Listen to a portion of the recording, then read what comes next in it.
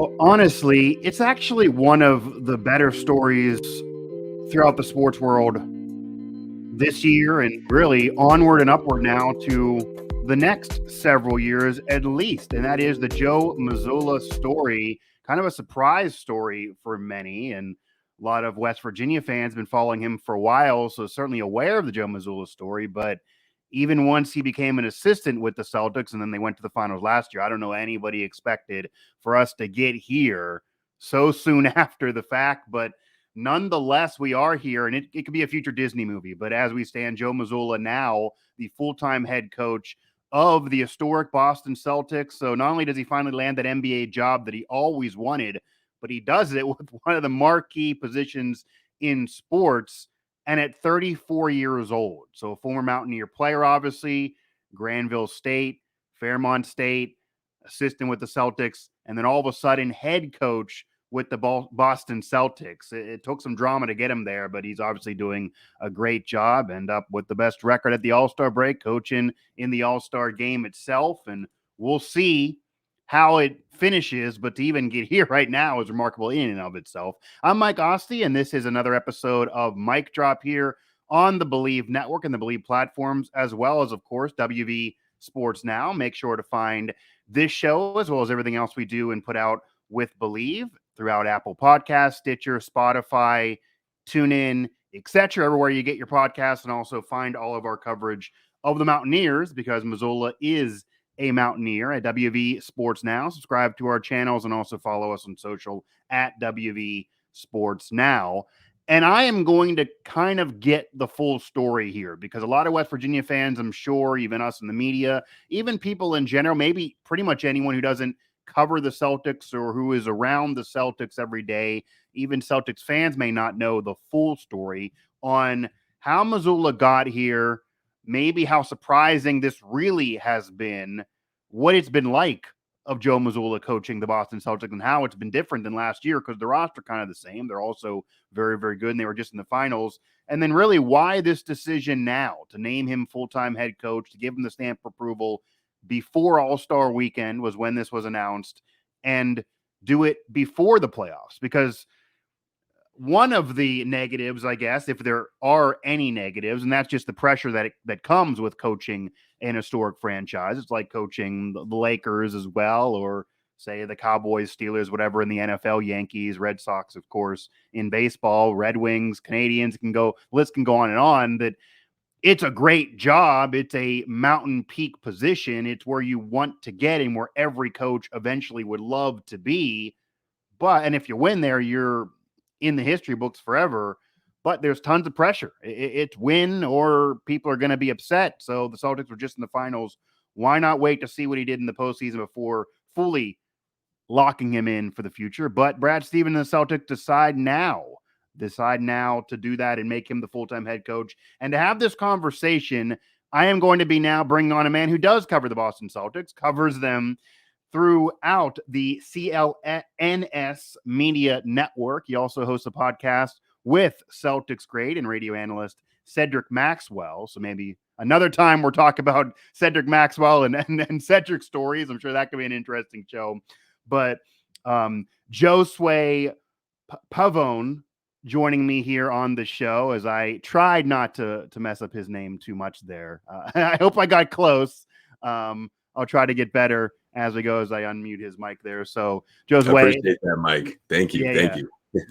Thanks for jumping on for sure. And I kind of want to get the thought process from you and your colleagues in the media and even those who are closely around the Celtics first on this journey with Mazzulla in terms of when he was first promoted to being interim head coach, what you kind of knew about him then, and then how this has been a saga that right now has led the team to being the best team in the NBA right now at the All-Star break.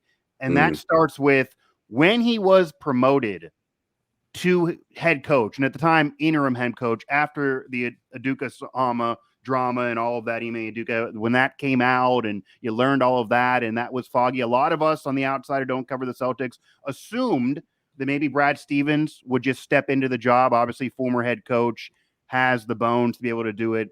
coach in college. Maybe it wouldn't be full-time forever, but he would do it for a while. Didn't really happen. It went to Mazzulla. So what did you know about Mazzulla outside of him just being an assistant that was hired on the Celtics? And was that at all a surprising thing for you that he was made even interim head coach? Or did people that were close to the Celtics, seeing what he did with them last year, even as part of the staff, thinking, no, this makes tons of sense. This is the guy.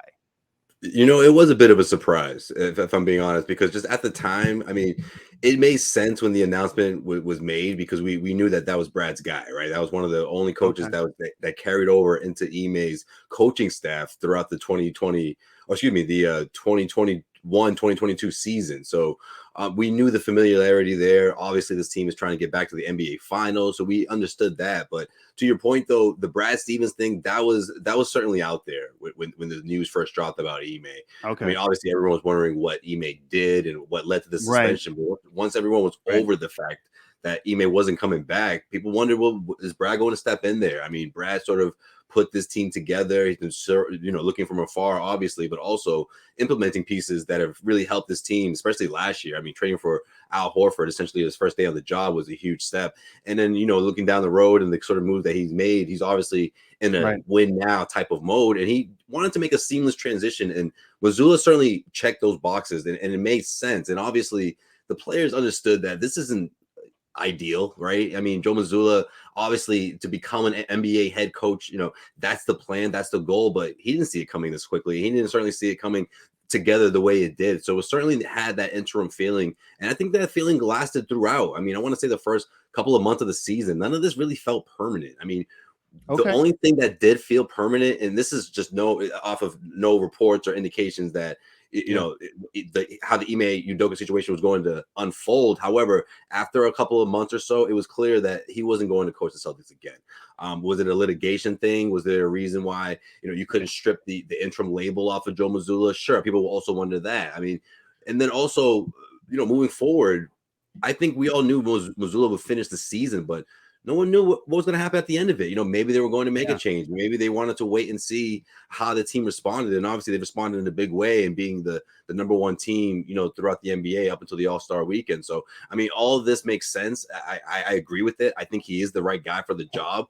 But waiting it out, when you consider everything that happened, the things that factored into him being in this position to be, from the get-go, you can understand why there was a bit of trepidation there. Him being 34 years old, he's never been a head coach in the NBA.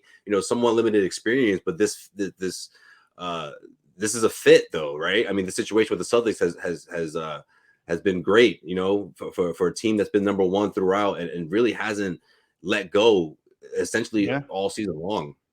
Yeah, and one of the nice things for him, of course, is he didn't just land his first NBA opportunity, a big opportunity in his career to take over after drama, which he would have obviously been thrilled if this was any NBA job and certainly would have accepted it on a promotion like this under the circumstances or not.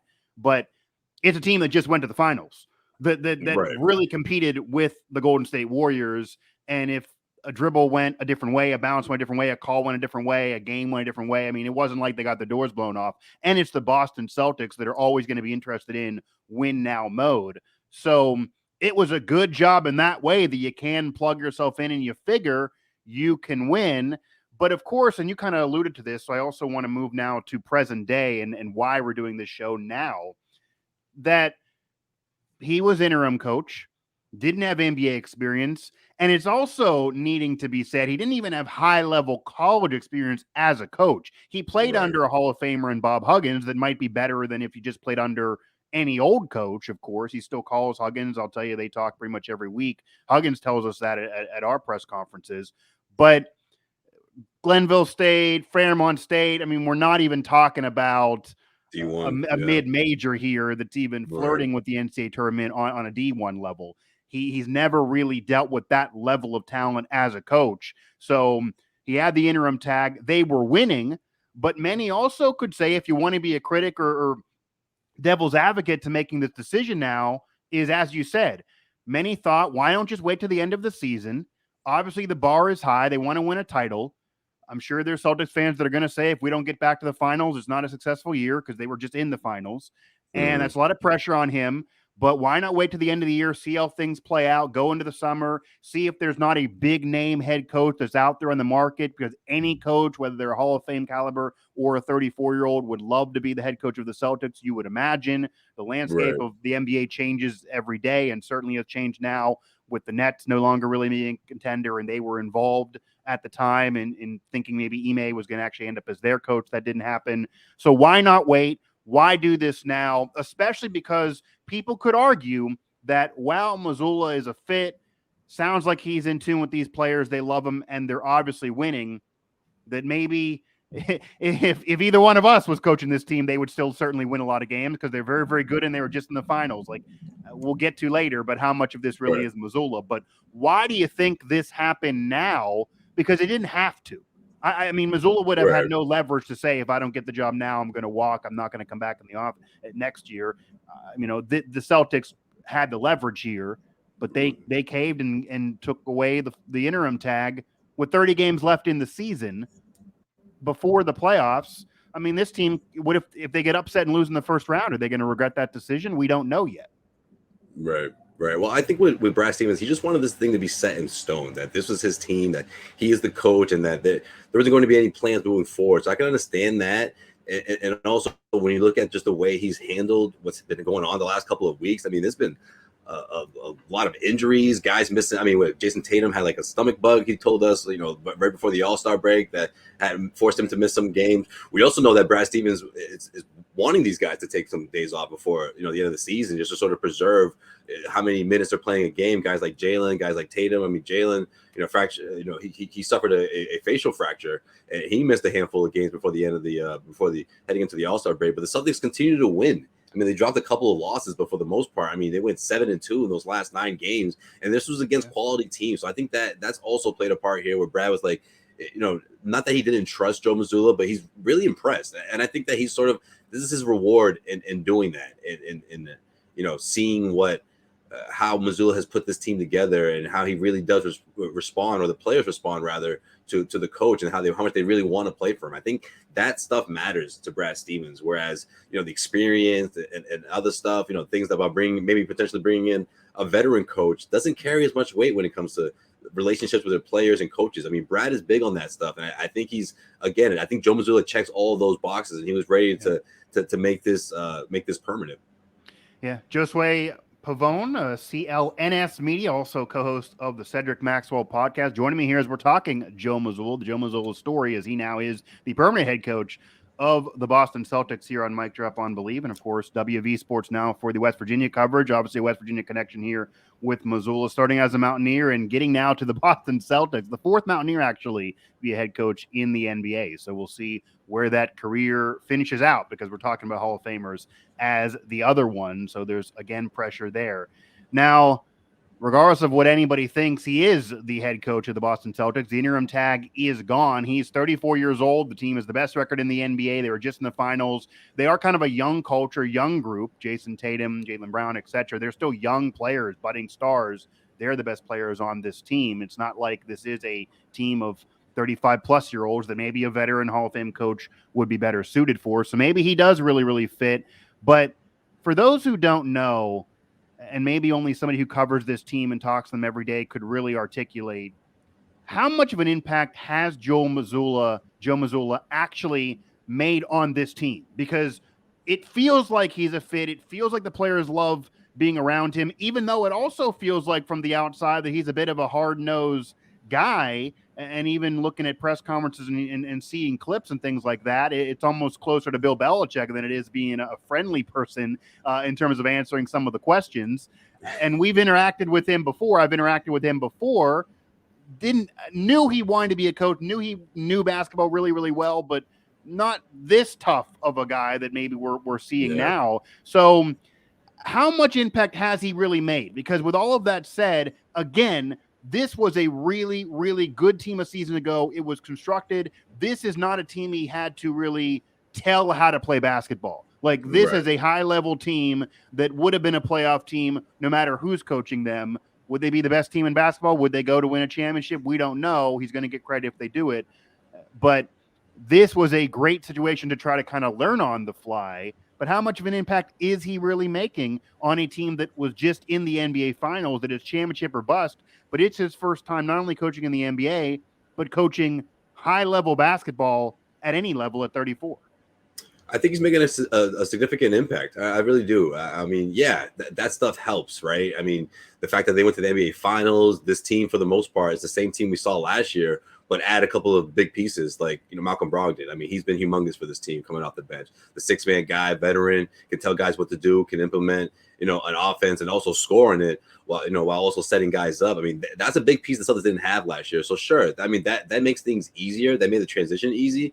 But you also have to credit Joe Mazzulla for what he does with these guys and letting them have a free-flowing offense. I mean, a lot was made about him not calling timeouts at particular moments throughout the game where he could have stopped the run or put something together to really help these guys. But I think that's a credit to who he is. I mean, he likes to let his players go out there and figure things out on their own. And I think there's a happy medium, obviously, and he's actually improved in that regard in terms of calling timeout at the right time, especially in the second half. But he's learning. I mean, we also have to remember that. I mean, there's a learning curve here. I mean, he can be stern with the media. I mean, he's I like it, but it seems that way. Yeah. Honestly, I just think a lot of it has to do with, and I've said this before, he doesn't want the narrative to be about what he's doing, right? He wants it to be about the players. He wants it to be about the team. I think that's a lot. That has a lot to do with it, but he has to. There's going to be times where you have to explain yourself for things that you've done throughout the game. I mean, being put on the spot is obviously part of the job, and I just think that's a part of the job that he's still learning. And I don't think it's. I mean, yeah, it's got a Bill Belichick vibe to it, but I feel like it's more of a. It's less snarky and more of a his way of trying to keep up a poker face, if you will, right? I mean, he doesn't want to give you all his cards. He wants to show you all of his cards. Yeah. Sometimes he's got to give us something, though. It's just I could imagine your frustration a little bit. Exactly. Yeah, because I just watching the clip sometimes, like even when he's asked about what does it mean to you to coach in the All-Star game, and he'll give the answer of it's no big deal. It's like, well, it's obviously a big deal. Like it is something to one-word quote. This is time to have fun. Exactly. We need our quotes. Right. Yeah, and like All-Star Weekend, this is time to have fun. This is time where you kind of, let your hair down a little bit, even though like us, he doesn't have much hair to let down. And to still be kind of hard-nosed is interesting, but it does feel like he maybe is learning that part of it on the fly, because that's something to also be said, that not only is he jumping into a major job in general in the NBA, not even having had a major job in college, but it's Boston media. I mean, that's a whole region. That's a whole New England region, but it's also a major city, obviously. That's a lot to deal with. You're going to have media members that are very comfortable in their positions, that are very willing to go back at him if he goes at them. Like, there are going to be viral clips that national media are going to try to put out there and that others are going to try to find.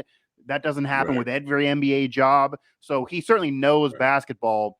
Always had the mindset of being a coach, and Huggins has said he always thought he could be a great coach, but it's a whole different animal then of dealing with media, of dealing with pressure, etc. And we'll see in the playoffs too. If they would happen to get down in a series after having the NBA's best record and being in the finals, the tone of those press conferences might be a little different, and he's going to get some media members. And he understands that part of it too, right? I mean, he grew up in Rhode Island, local guy in New England. Right. I mean, he knows the area.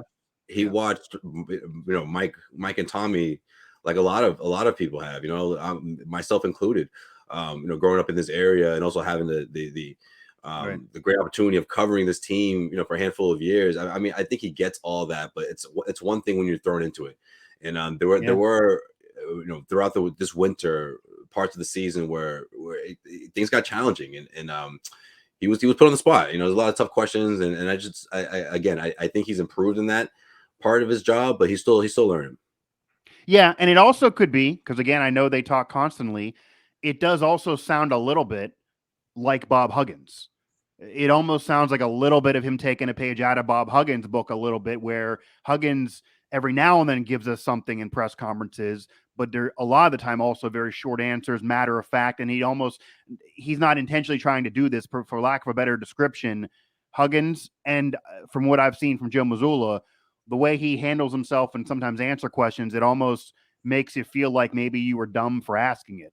Like he answers it in Yeah, a way yeah. like, yeah, like no duh. Like obviously this is what I'm gonna do. Obviously this is the call here. Like obviously this is our team. We're gonna keep it moving. Like, on to Cincinnati, like say Belichick would say. That's kind of how Huggins acts, and that kind of how it feels like Joe Mazzulla is acting here. Again, talking the Mazzulla story, talking Mazzulla now, the full-time head coach of the Boston Celtics. Best record in the NBA, but we're not at the playoffs yet, and I'm sure that's what he's going to be judged by. 3-4 years from now, all these best records in the NBA and not another finals. I'd imagine the Boston media will start maybe venturing towards criticism. But again, 34 years old, you're learning on the job. So to follow up on that then, what have you noticed outside of just media dealings, but what have you noticed from Mazzulla that's changed from getting the job as an interim head coach off of drama, but a lot of pressure because the team was just in the finals. He knows they're good. He knows basketball, but had never been in this position prior. And a lot of Celtics fans may not have even known who he was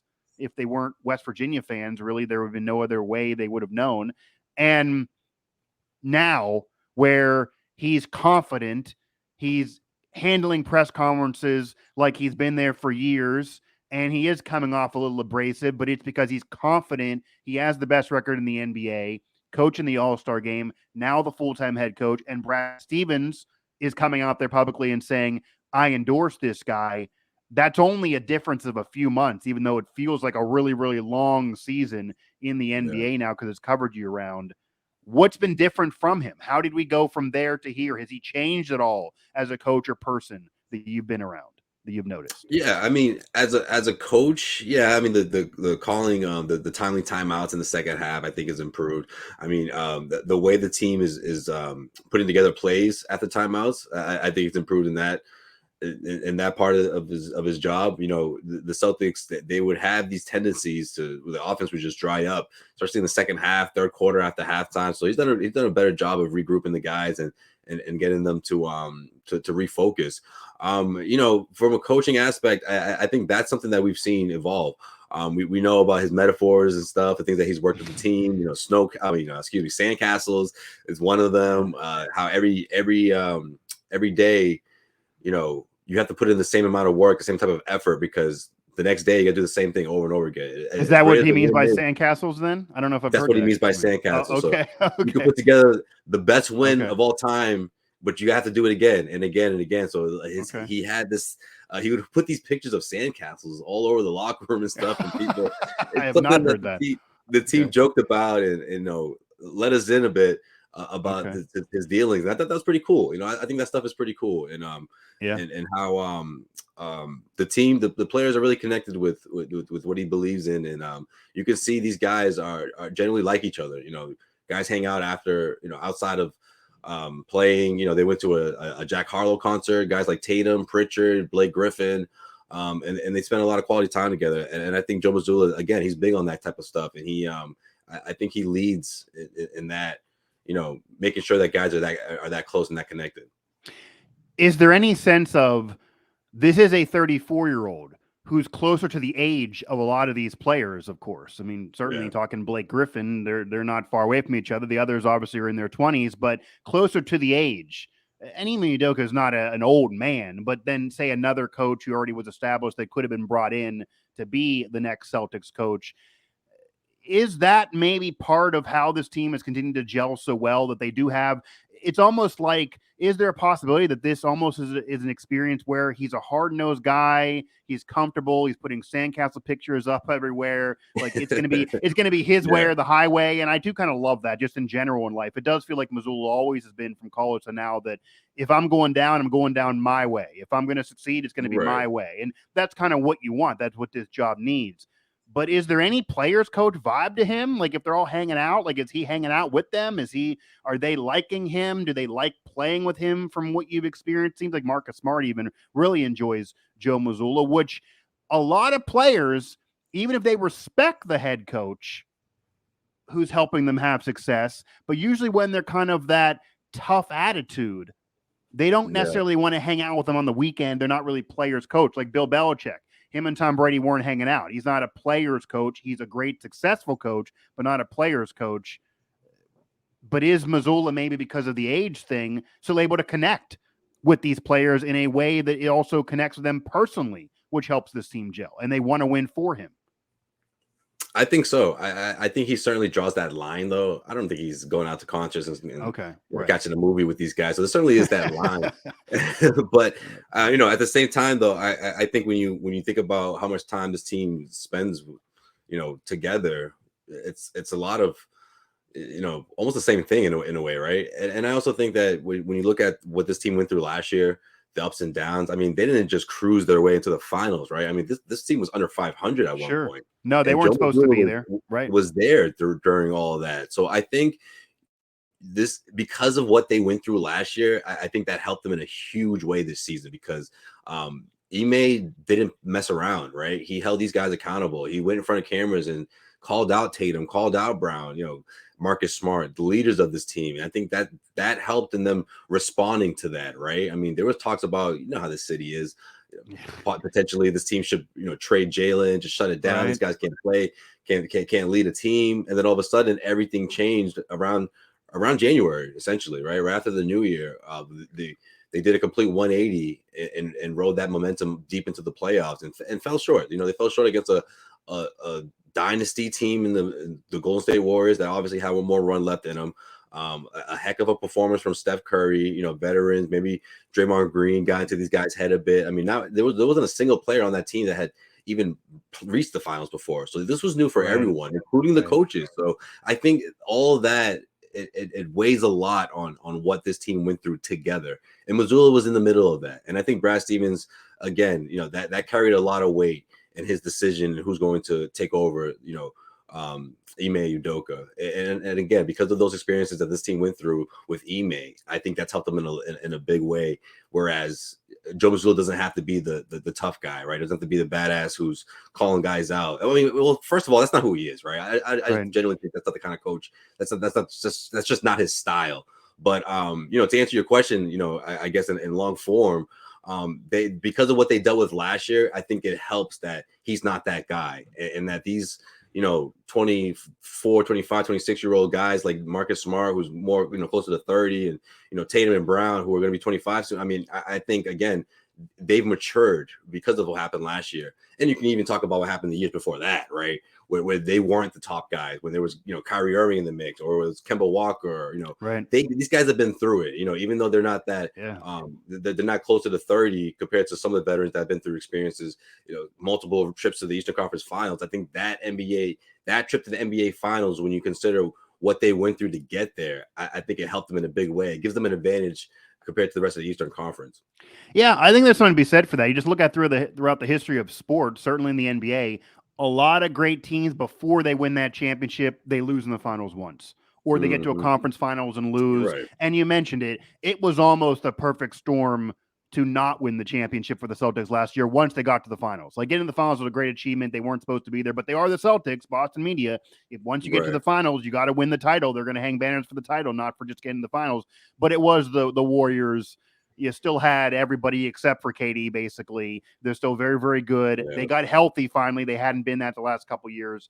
And it kind of felt like once the Warriors got there, they weren't going to let that one get away, because they felt like a couple others got away from them. Yeah, so their momentum was almost similar to the Celtics, and right. These guys, they just weren't healthy, right? I mean, the Celtics were relatively healthy, but the Warriors weren't. And then when they were at somewhat 100%, it was 2 weeks away from the playoffs, so they just cruised right into the postseason. They both kind of were riding high at the perfect time, right? And but you would think this is crazy. The Celtics, the Warriors, they're going to get there every other year, but prior to last season, the Warriors weren't supposed to go win a championship, and the Celtics weren't supposed to come out of the East. So they both were kind of surprise stories, despite being marquee franchises in major markets. Obviously, they were both 500, man. Yeah.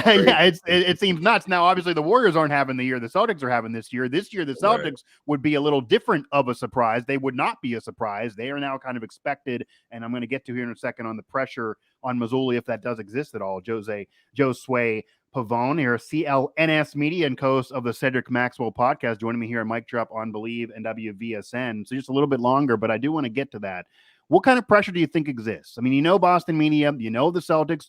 Again, it's great to take over a team in your first job that's so good, that just was in the finals, that already has the experience of being together. They've been through the war. They've been through drama. They've won big games. They've had big losses, etc. in a short amount of time for the leaders that are so young. And they get over drama of even KD coming in and replacing some of them this past offseason. And they get here. They got the best record.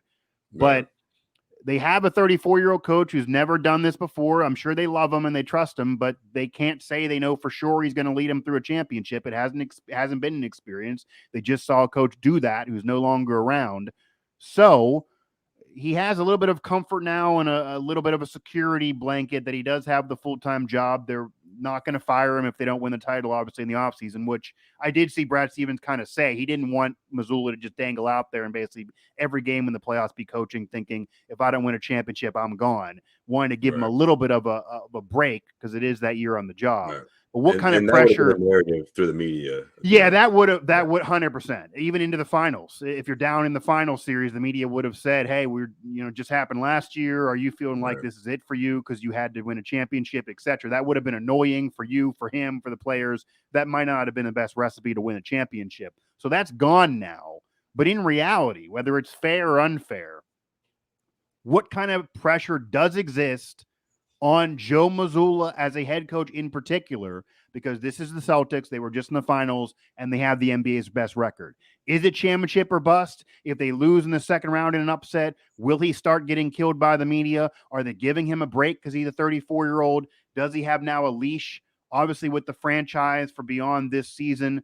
But what kind of pressure does exist? Because when you're a Celtics head coach, there's pressure there, whether it's fair or not, and you're 34 years old. It's your first major job, but hey, it's the Celtics, and the national media are going to throw that pressure on if the Boston media, they don't. Absolutely. I think there's some leeway there because the interim tag is taken off. It's, for sure. I think that's pretty spot on. I mean, if this team were down 0-2 and all of a sudden the talk is, well, is this guy prepared to do this next year? Right. Maybe they stop listening to him. So I think all of that goes away when you take away the interim tag and you have the belief in him. But yeah, I mean, people will still be critical, obviously. I mean, this is a big spot here. This team is expected to go back to the NBA Finals. And I do believe if they don't, then it will be a bust. I think this team would be considered a failure. The season would be a failure if they didn't at least reach the NBA Finals. Whether they win it or not, I mean, people can make their debate depending on how things play out. But for now, I will say that if they don't make it to the NBA Finals, this is a disappointing season. I mean, look, barring any major injury, which I do think plays a part in here. I mean, we're not sure which version of Robert Williams is going to show up. I mean, let's be honest here. And I think that had a lot to do with the Celtics addressing the front court concerns and bringing in someone like Mike Muscala, who's been great, right? Or Mike Muscala, who's been great, right? I mean, coming off the bench, he hits a couple of threes, kind of a rah-rah guy, can give you energy. So I think that sort of solidifies the second unit and the depth. Yeah. If there's one thing to be said about the Celtics team, about the last couple of weeks heading into the All-Star break, is that we find out how deep this team truly is or truly can be, right? When guys are on and someone like Tatum or Brown isn't around. I mean, this team responded in a big way. Even in the loss against the Milwaukee Bucks, I mean, forcing those guys to go into overtime without essentially your starting lineup.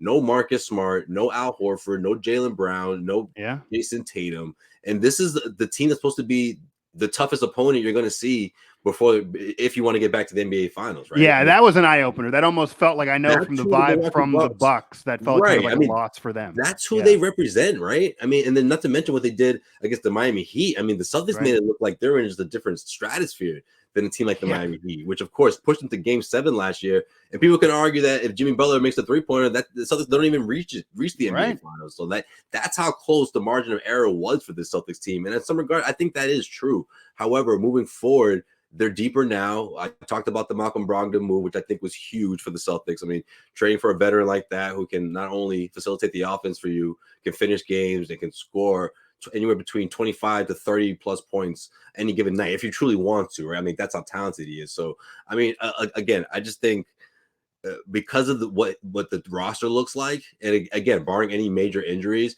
I think there will be a lot of criticism about how Joe Mazzulla, executed things, late game execution, right? Subbing guys in and out. If anything, I think that's something that people will really keep a close eye on. If again, this other team doesn't make it back to the NBA Finals, if there's a second round upset, people and again, there isn't any huge major injuries, people are going to wonder, well, what happened there? Because that's a very talented and deep Celtics team that fell apart when it mattered the most. Yeah, because I'm sure they're going to say I can write it for them already.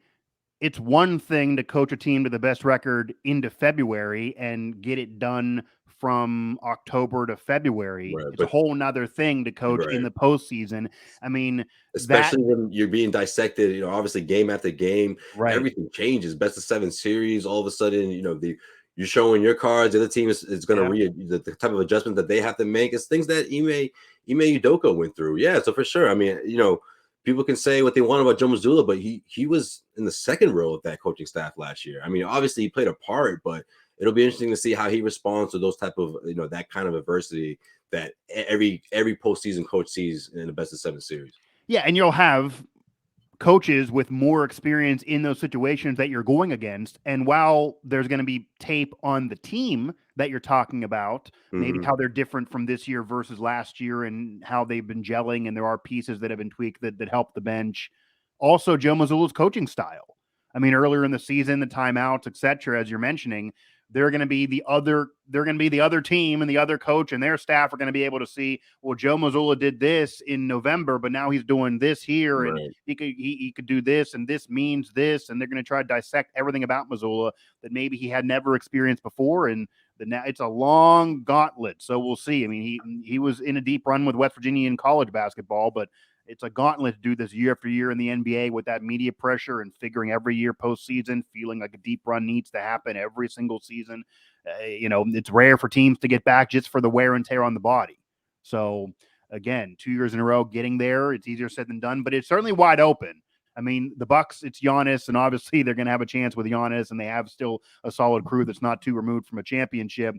Embiid and the Sixers are going to be there, but is his health even something they can rely on? And then everybody else feels like they're in a lower tier. So the West is crazy now, and they probably wouldn't be favored in the NBA Finals, certainly if it is right now the favorite of the Suns.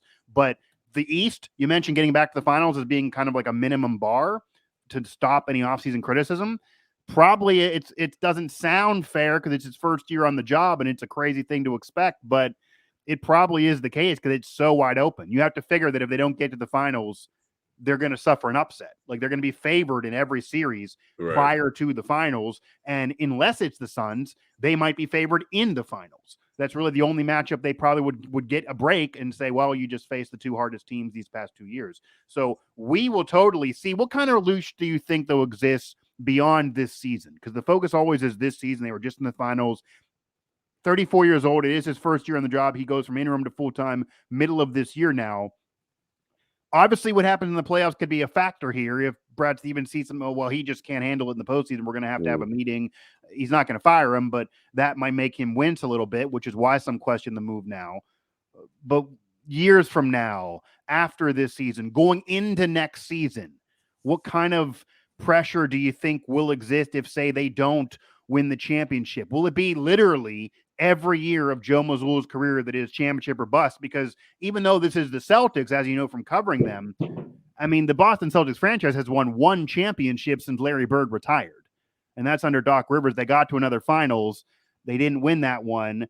And now nationally, some criticize Doc that you only have the one ring. High expectations, but it's not like this is a lineage of him taking over for Red Auerbach here, where it's every year it's been a championship. So to go into every season now, where a championship or bust, that does tinge on being unreasonable, but is that the reality that Joe Mazzulla is going to have to deal with? That if you don't win it this year, okay, that's fine. It's your first year, but then you got to do it next year. Then you got to do it the year after that. Then every year it'll be, if we're sitting here 3 years from, basically, if we're sitting here 3 years from now, in your opinion, from covering this team, and he's not won them a championship despite being so young and so inexperienced, at that time he'll only be 37 years old. Will he eventually, will then that be, will they will actually consider firing him? Like what kind of pressure will exist long term? This window that they have, this opportunity that they have to win championships, I think the pressure remains for at least the next couple of years, or at least until going into next year, right? I mean, Marcus, the core guys, right? Marcus Smart, Jason Tatum, Jaylen Brown. I mean, all those guys are locked in, so that's significant because I don't see the Celtics shaking up that core, at least for the next couple of seasons, including this one, right? So that works in his favor. But I mean, down the road, who's to say what this team's going to look like? I mean, Jaylen Brown's obviously the first one that we're going to wait and see, in terms of his contract and what happens there, and If he decides to stay, if he does get the Supermax, all of that has to iron itself out. But the one thing that you look at from afar, or at least on paper, that this team is going to compete again next season because guys are under contract. They had that great balance of veterans and young guys like Tatum, Brown, Smart, veterans like Brogdon, Al's, still getting up there a bit, but still effective, right, in his position. What they do with Grant Williams will be interesting. Sure, that'll be a talking point of the offseason. He will be a restricted free agent, so any team out there, the Celtics can match their offer, but if it's through the roof of what reports have been saying recently, which is somewhere of $20 million per, I mean, he might be on his way out of Boston. NBA money's wild these days, man. Wow, yeah. Yeah, but I mean, the good thing about the Celtics, though, is that the big pieces, they don't have to fill in those holes, right? They don't have to go out and get a perennial all-star or even someone of a six-man role because they already have those roles figured out. And I don't see that changing within the next couple of playoff runs. So I think that works in Joe Mazzulla's favor. However, I don't think that takes away any of the pressure. Going into next season, if they were to fall short of winning a championship, I think that pressure remains. And then after that, depending on how the roster looks going into, the 2024-25 season, we'll have to wait and see. But for the most part, I would say the next couple of playoff runs, that pressure is going to remain. Yeah, and this is a rare offseason for Jaylen Brown in particular, but certainly the Celtics, definitely him personally, that win or lose the championship, outside of minor pieces, and maybe they'll add somebody, but it probably will be a rare offseason without the major question mark or the Celtics going to trade for Kevin Durant and try to shake this up and add a premier superstar that's above their level. That's been happening every summer, it feels like, right? That's right. At least the last two, because once it looked like the Nets thing was going to continuously be drama, and he put the trade request in, and Kyrie doing what Kyrie was doing, and now that's totally been broken up. Right, Kyrie left Boston first. That it always was, well, weirdly enough, because you don't normally hear this about a rival, that will the Celtics go try to land KD? And if they do that, they got to give up one of the big two, obviously. Do they need to kind of make one of them the Robin and make Kevin Durant the major guy? And maybe they can't do it together. It kind of, to compare it for all NBA fans, it almost felt like what happened to the Raptors years ago before they won the championship. They had Kyle Lowry, they had DeMar DeRozan, and the Raptors eventually said, well, we have a chance to get Kawhi Leonard. So DeMar, it's been wonderful. Great. We'll probably retire your number someday. You're gone. He's better. We're going to win a title. And they did with those two, and he just got left out. It felt like maybe the Celtics were contemplating that. But in the offseason, that's now not going to be a thing. I mean, certainly not for KD. He's not going anywhere now. So that might make it a comfort for Mazzulla and company that this could be a calm offseason, win or lose, as rare as that sounds. What I do want to ask Josue Pavon, again, of CLNS Media and co-host of the Cedric Maxwell podcast, and this isn't necessarily Mazzulla, but the other end of this story that is now totally really left the consciousness, certainly when he didn't get hired by the Nets, and I guess that's a blessing now because that whole thing got broken up, and now with Mazzulla clearly the guy, and they were kind of little under the radar reports now, because I saw a lot of Celtics fans were asking, well, what does this mean for Ime Udoka? Does that mean that he is definitely gone, like severed ties have happened? And it now feels like that is the case. Some Celtics media have come out there and said, yes, that's true.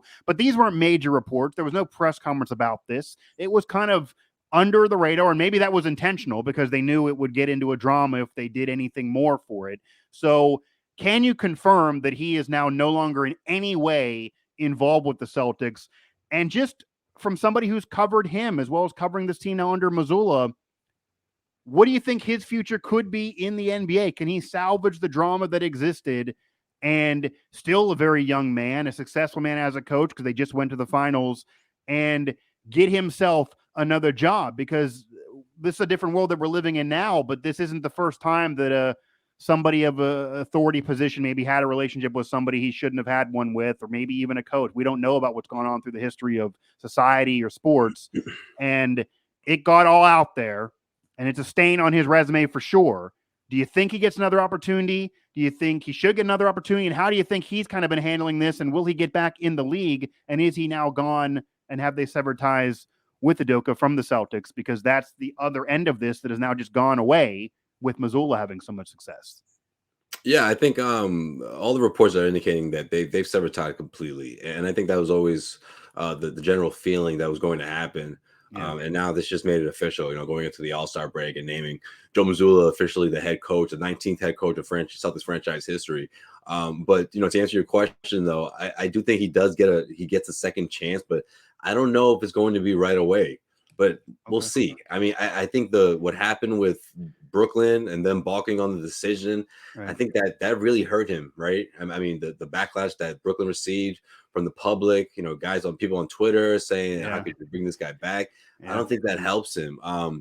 Do I see him, if he does get a job during the offseason, going to one of those teams that's just really, stacking up first round picks and in a big rebuilding phase? Maybe, potentially, but I just think most organizations are gonna be worried about the backlash and becoming a hashtag and people coming after them and just bad PR. However, becoming an assistant first, I think is something that's probably more likely. I just don't know if Ime Udoka would do something like that. I don't know. Do you, if you're Ime, do you hold out and look for a head coaching job, wait for a team a franchise that's forced in the position that or you think that there's something down the road waiting for you? Maybe he does that, or he's just trying to change his image immediately and he takes the first job that's offered to him. And if it's an NBA assistant, he'll take it. I think that would be the best way, the best step.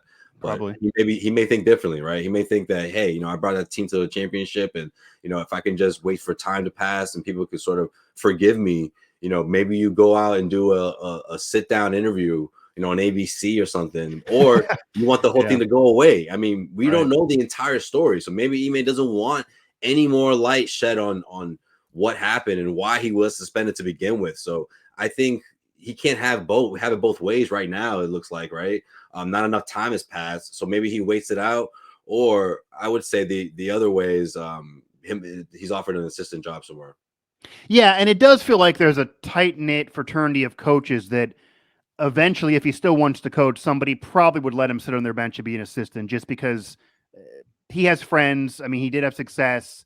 Right. That probably could for a really long time. Right. Right. And doing that would not get him out there in a press conference after every game. I don't think the national media would come for it as much as like it would fly under the radar in a way, right? Right. I mean, it might. Yeah. But yeah. Right. And it might. And that was actually even a thing that was brought up a little bit with Jason Kidd. That Jason Kidd had maybe some cowboys in his closet, obviously a Hall of Fame player. Yeah. The Lakers didn't want to give him the job because they thought the PR was going to be wild, which it still was a little bit. They let him be an assistant. He won a title there. And then now he's obviously having tremendous success as a head coach in the NBA with the team that he won a title with as a player. So somebody will help these people out once, their fellow coaches, once the dust settles. But I think you hit on the nail on the head. I think time has to pass. I think we're not even a year later. Time has to pass. And for everybody defending him, because it still kind of feels odd with the way that was handled, put out there so much on Front Street, even though we don't know so much. Like the confusion was, why are the Celtics airing their business when we don't even know what really happened? And there's so many rumors, etc. But as you mentioned, if you do a sit-down interview, you're going to have a journalist like us who's going to really go after it, and you may look bad.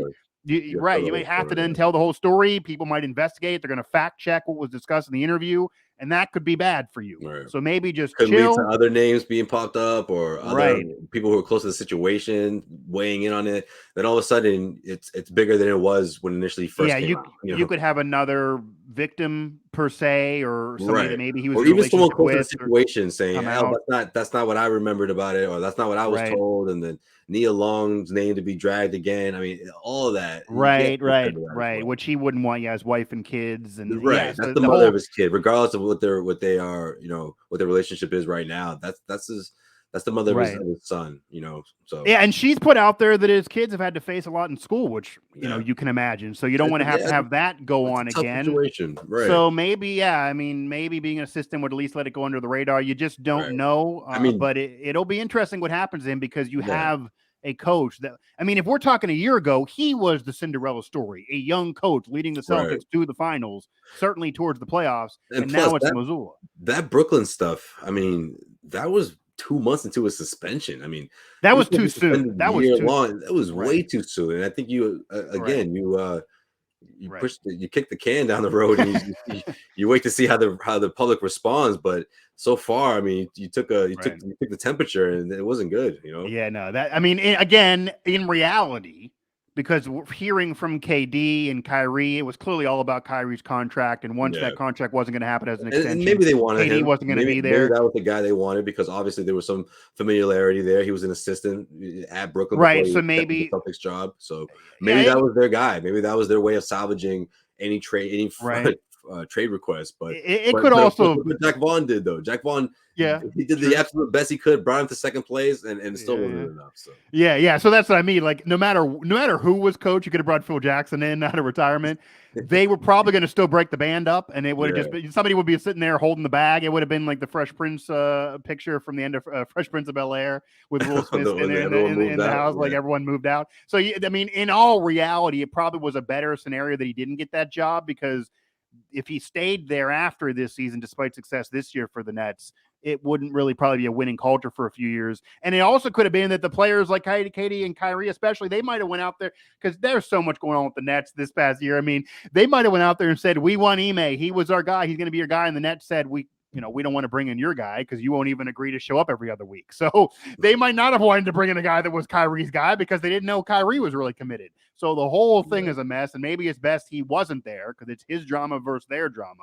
We'll see about the future, though. I imagine another opportunity will happen, but the more success Mazzulla has could potentially actually maybe hurt his case, because there might be people out there. I mean, he built it up, but I don't know. You hope he's not ending up as a footnote in NBA history on Wikipedia someday that this guy coached them to the finals once and then Mazzulla took them to whatever they end up becoming. But who knows? Maybe there's more that we don't even know about what happened too, that maybe there's not, who knows? Again, a lot of that will still come out. Certainly if he gets back in the NBA, maybe an assistant is his path if he can handle that mentally because of what he just succeeded on, or maybe college somehow. I don't know. I mean, we've seen a lot of coaches with a lot of, as you know, we've seen a lot of coaches with a lot of cobwebs in their closet get opportunity after opportunity after opportunity, and some of them had to take humble pie to go way down to a lower level than where they've been. So I'd imagine that can happen with Ime, at least one more job if he does want it. We will see, though. But as we close up shop, just Josue, and again, I appreciate the time for sure. We could talk about this all day because the Joe Mazzulla story is just so incredible with what's happened this year. And he got a lot of fans around the country, certainly a lot of Mountaineer fans rooting for the Celtics now.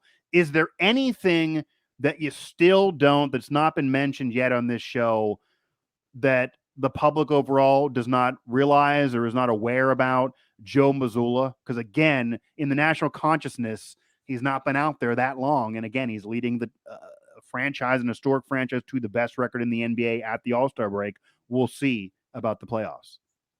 I guess he's a bit of a jokester in a way. I mean, I saw a first count, the old someone taps your right shoulder who's standing on your left. Yeah. Makes you turn. I mean, he did one of those to Derek White, except I was the guy on the other side. So Derek White's looking at me like, and I'm like, dude, that was your coach. So I thought that was cool. That happened in Charlotte, and he kind of just took off laughing. I was just like, so you don't see that every day, right? And I don't think that's again, when people talk about the Belichick vibes, I'm like, yeah, a little bit in the post game, but he does other stuff too. You know what I mean? It's like he does stuff that Belichick would never do. And I thought that was cool because obviously doing that in front of the media, he wasn't shy. You know what I mean? Like it was something that happened quickly and something that you can tell. Again, he keeps things pretty light, and I think there's obviously have to be a happy medium there. But the way this team is evolving, I think it's a good thing. I don't think it's in the other way. Whereas some other teams, you just see that separation in the locker room, or just the continuity is just not there anymore. I mean, look at the Phoenix Suns before they made the trade for Kevin Durant. Yeah, right. I mean, 100%. you just could just tell like these guys, like it's not going to work. I mean, look, the Western Conference is tight. There's a lot of teams fighting for positioning and all that, but the Phoenix Suns, when you think about the talent that they have and the momentum that they've had, the first month or so, I mean, it looked like they were one of the teams that were positioning themselves to be one of the top teams. And just the way things have sort of unfolded, and guys, you hear various reports about the tear in the locker room and stuff like that. Like you never want stuff like that to happen, and it does happen in NBA. It's just natural. You're spending a lot of time with with one another, and that can trickle down from the coaching staff, whichever the situation may be. But the Celtics have just kept things really solid, and I think Joe Mazzulla has a lot to do with that. I really do. Yeah, and that can happen in the NBA, especially because it's a besides the NFL, it is the most covered nationally year-round league in the country. And a lot of the time, people are looking for drama, and the Celtics experienced it when Kyrie was there. There was some drama there. So now it does feel like, Mazzulla, he makes it clear he's in charge. I'm above you, even though you're a player. Maybe you're making more money than me, but you're going to respect me because I'm in charge here, which is a weird dynamic in the NBA that does exist. When you're a star, you're really running the ship. But it doesn't feel like any of those players are trying to take over from Mazzulla or trying to run the ship. It doesn't feel like they're trying to tell him what to do. It feels like there's a respect level there from Mazzulla to the players to Mazzulla, but he's also close in their age. You can have some fun, keeps the vibe light, because if it's too tight, you're going to really press and you're probably not going to succeed the way you should succeed. And there hasn't been Celtics drama like there's been drama in Brooklyn, in Phoenix, in LA, like Miami. There's drama everywhere else in major markets, but not these guys have matured. They've matured in a big way. They've come a long way from the team that was in the bubble, right? I mean, the reports of a shirtless Marcus Smart yelling out of the locker room and that kind of, like, you know what I mean? Like that feels so long ago, because that's how that's how so far removed these guys are from being that type of dysfunctional for us hearing that type of dysfunction going on. And I think a lot of it started with the beginning of last season. Hire Ime Udoka, new chapter, where it was crystal clear as to whose team it was. It was Tatum and Brown, and Marcus, sure, like the three of those guys, whereas before it was another veteran, and those are the younger guys who are learning, Kemba Walker, the Kyrie and Gordon Hayward years. I mean, Gordon going down in game one, I mean, that completely changed the trajectory of the identity of that team in some regard. But they went through all that, and the dysfunction and being a disappointment when the team had you, and when national media had you as becoming the number one team coming out of the East, and you had all those guys, Terry Rozier, Marcus Morris, other ancillary pieces that made names of their own because of that year when Kyrie got hurt. But then you put it all together, and they lost in 5 games to the Milwaukee Bucks. I mean, so it just goes to show you can obviously put together the most talented team and give yourself a shot, but there also has to be that continuity. It has to be that connectivity and guys 1 through 8, guys 1 through 9. And I think right now the Celtics team this is the best I've seen them, in the last 4 or 5 years. The Celtics team for sure, talent wise. I mean, it's the best one. It's the best one out of all those teams. Yeah, and it feels the most mature. It feels the most ready. It also feels like a team and a group that they realize, too, that if they want to win a championship, which is clearly their goal, they can't be having all the drama that all these other teams have and that they've had in the past. So they're almost trying to eliminate distractions. That's what Mazzulla does. That's the vibe I get from covering coaches, etc., that he's trying to eliminate distractions in a press conference. When they ask him about, well, this guy, you gave this many minutes, why didn't you do this with the lineup? He just, that's just today's game. We'll see tomorrow. Like, he's trying to alleviate anything being a freakout session for anybody, which is a positive thing. But again, he's also a jokester in a way, which a lot of West Virginia fans know from his college days, that he was a little prankster there in college as well. Oh, is that right? A little bit too. And him and Huggins talk all the time. And I do also think one thing can be dispelled, because Huggins dropped this bomb the other day that Mazzulla apparently, even from when he was coming out of WVU, quickly realized it wasn't going to be a player. It was going to be a coach for him if he was going to have success in basketball, and that he always wanted to be an NBA coach, never really a college coach, which is a means to an end when he was at small schools. So I think because there's a lot of West Virginia fans that now have a pipe dream that when Huggins retires, they would try that if Mazzulla does not win a championship with the Celtics, they would try to pull him and have him take over the Mountaineers program. That is something that Huggins says he does not want to do. He wants to be an NBA coach, that if the Celtics thing doesn't work out, he would like to move on to another NBA job and be an NBA guy, NBA lifer. So that's interesting as well, because I don't know if everybody would have thought of that of Mazzulla either. So we'll see what the league really does think of him too, if he does not win with the Celtics, and how his next job will look if he gets one. But there's pressure there, but he got a good group. So maybe could be a great Celtics all-time coach if they do win a title, because then they're going to certainly not be in any way interested in cutting bait. But he's the full-time man right now. It was not Brad Stevens who stepped back onto the bench. It was Joe Mazzulla, the West Virginia Mountaineer, and he's led him to the NBA's best record so far. But you're judged by the postseason with the Celtics. We'll see what he does from here on out. But the pressure of that interim tag is gone now. He is the full-time coach. and we'll see if he can have an offseason with a little bit less drama, championship or not. Josue, I definitely appreciate the time, man, for sure. So enjoy covering Mazzulla, because I know that it's fun for sure. And a lot of Mountaineer fans are rooting him on and following along with the journey as well. It's never a dull moment for sure. I appreciate it, Mike. Thanks for having me on, man. Absolutely. Have a good day, man. So again, Josue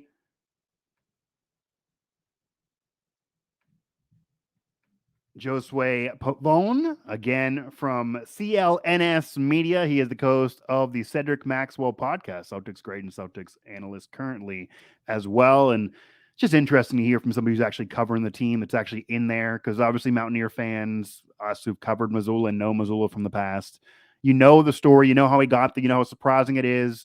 You thought he could be a good coach. You knew he knew basketball, but wow, 34, first major job, didn't even have a major one in college. It's the Celtics. They're just in the finals. There's drama, best record. But could anybody do that? Because they're so loaded, they're so mature now, they've been through it, and they're so good with the roster. And now having two legit stars that are perennial all-stars, etc. We'll see now into the postseason. I was thinking they were going to wait until the end of the playoffs, because, again, if they lose in the second round, maybe the Celtics fans would have pause, the media would have pause, and he started getting killed, and the franchise would have pause because there's pressure there. They win and win another championship. Stevens wants to do it as an executive. He didn't get it done as a head coach, didn't even get him to the finals. So I thought they would wait, because if it goes south, and it could, you just don't know how someone's going to react to the postseason until you get there. They might regret it, but regardless, even if they would lose in the second round, they're not going to be cutting bait in this offseason when they just took the interim tag away. So he's going to have a year now to really learn on the job. He wants this. They want this. They feel ready. He's adjusting. You hear how he's molding himself from when he first got the job to now. And again, it's that blend of being a tough coach, a Huggins-like, to also being a player's coach in a way, and being more friendly with the players than, say, a Belichick would be. Kind of, again, taking a page out of Huggins' book. He can have fun with them as well as being tough on them and give them the tough love when necessary, and clearly make it known that, hey, I'm in charge, which is harder to do in the NBA because, hey, these players are getting more money than their coach in many respects, certainly the stars. But Mazzulla has that respect from them, which is a big deal. And we'll see how that now ventures towards a path into the postseason. East wide open. Embiid's health is a question, obviously, on the Sixers. Harden has not gotten it done in the postseason in the past. The Bucks have Giannis. Do they have a second star? No. They have solid players, though. They now have another all-star. They got Crowder to come aboard. They won a championship with just Giannis and kind of the rest of really, really good players before those. So why is that still a question? And outside of those top teams in the East, nobody really feels good enough or ready enough. Cleveland, very, very good, a great story, but they feel like they're the Celtics 3 years ago or so. They're not ready yet. The Knicks, they're not ready yet. There's a lot of teams that aren't ready yet. We'll see what happens in the East Conference. They got to at least get out of that, though. That's where the pressure is. And then if they don't, and they're upset, Mazzulla won't be fired now, but they're going to have to at least get out of it next year. Or I would not be shocked the way the Celtics move, that if they don't get to the finals this year, certainly if they get there and don't win a championship to a team outside of the Suns, because they'll be favored against everybody else, and then next year they don't get to the finals, so you go 2-3 years, you don't win a championship, you don't get to another finals, they probably would cut bait with Mazzulla. But I'd imagine he's had enough success now, if he keeps building these regular season wins, at least he'll get another NBA job, which is what he wants. So sorry, Mountaineer fans. He doesn't want to come back to West Virginia. He doesn't want to coach at college. He got his premier job. He grew up a Celtics fan and in the area, and this is it for him. But if this somehow doesn't work out, because the pressure is immense there, he'll get another NBA opportunity. He'll want another NBA opportunity. He's young enough. He'll have many, many years to go. So want to get the Mazzulla story from somebody who covers the team. I'm going to try to do this again maybe as well, and get, keep tabs. Maybe we're going to cover some Mazzulla games certainly into the postseason, with this journey now becoming full-time and becoming a process that's going to go at least to next year, if not after that, you would imagine now, although you never know in the NBA with the quick hook sometimes that is on these guys. But Joe Mazzulla has dealt with pressure and drama to get the NBA's Boston Celtics to the league's best record at the All-Star break. We will now see how he handles it and how they move throughout the rest of the regular season and then into the playoffs, how that is handled and what they do. And could we have the ultimate capper, the ultimate Disney movie from West Virginia, well, first from New England, then from West Virginia, and a Mountaineer? And it's happened before, obviously, with Jerry West, but a Mountaineer, this would be wild. First year, 34 years old, never a major premier job, not even in college before, certainly not in the NBA. Going from an assistant off of drama, 1 year in, NBA best record, and then NBA champion with the team you grew up watching, an historic franchise that has only won the one in the last 30 plus years, despite having the most of any franchise in league history. Does he get them that second since the Larry Bird days? Does he get them that extra championship they so want? Does he do what didn't happen last year when they were in the finals and lost to the Warriors? And does he do it in his first year? Does Joe Mazzulla, a West Virginia Mountaineer, win an NBA championship as a head coach of the Boston Celtics in his first year on the job at 34 years old with really no experience prior? That would be an incredible story. That's a story that you're watching, I'm going to be watching, and obviously Celtics fans are going to be joining you and watching, if not the closest of anyone. We will see. We don't know. It's already been a remarkable, great story so far, but wow, if that's how it ends. Just imagine that.